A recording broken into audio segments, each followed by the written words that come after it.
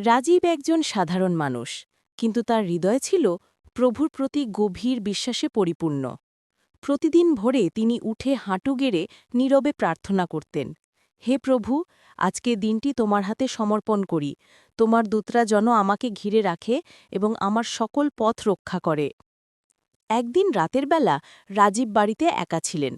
বাইরে প্রচণ্ড ঝড় শুরু হল, বজ্রপাত, প্রবল বাতাস এবং চারিদিকে অন্ধকার ছড়িয়ে পড়ল।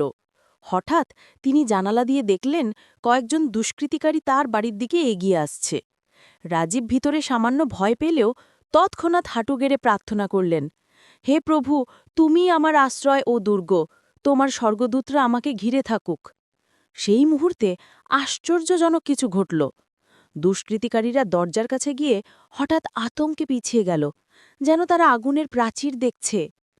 একজন চিৎকার করে বলল, ওখানে বিশাল সাদা পোশাকে দাঁড়িয়ে আছে লোকেরা, আমাদের দিকে তাকিয়ে আছে, চলো পালাও। তারা ভয়